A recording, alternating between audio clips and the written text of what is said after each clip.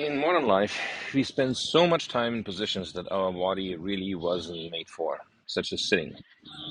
We can't probably do much about that given we have to earn money in the office and stuff like that. But we can do some things that undo some of the damage. One of them is the Psoas stretch. You might know about the stretch. Pretty much everyone does it who does stretching of any kind. But we'll do it a little differently.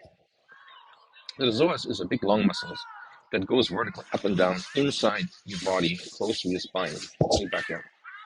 For just about everybody in modern society, this muscle is short because we sit all the time, which means we have folded our body in a curve like this.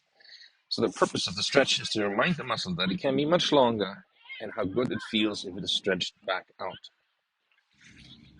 Let me first show you how we are not going to do it, which is the way everybody does it.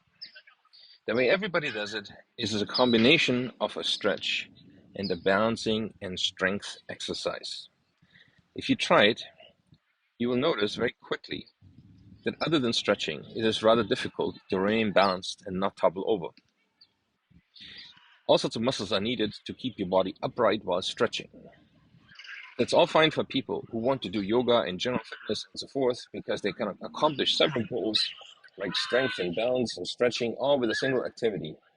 But we have a very specific problem, our piriformis, and we'll get back to the general fitness and all that once we are in so much pain. So we're going to do it differently. We want to focus on the best stretching of the psoas that we can, and that means we are not going to try to do all sorts of other things at the same time. Instead, we're going to try and find a position where we can relax everything and still stretch the psoas. And because we relax it and stretch it, we can stretch it for a long time, for a much longer time than it is usually done. Here's what I do. The corner of this piece of furniture is perfect. I lean on it with my elbow, and then I sort of slouch into it. I try to relax as many of my muscles as I can, and then do the stretch like this.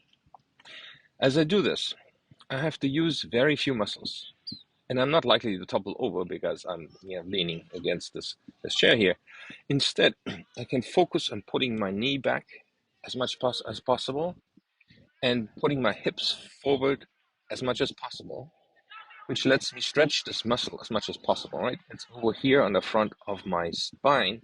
So if I think about how could I make it as long as possible, well, then I need to put my knee back as far as possible, and I need to put my hip forward as much as possible. And I can play around with how far back I can bend my torso.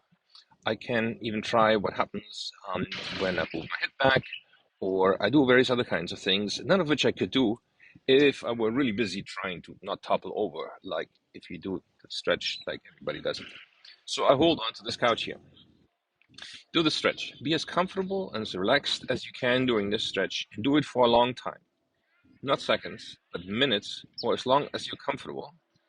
And take a break and do it again. As always, do it on both sides for the same amount of time. As you do it, relax everything in your body as much as possible, and try to not think any stressful thoughts either. You will notice that after a while, your muscles will relax a bit more, and you can stretch a bit more. That's good. It doesn't usually happen when you do this stretch the traditional way. And after you've done it for some days or weeks, do it several times a day, I would recommend. You will probably notice that your psoas has become longer and you can stretch further.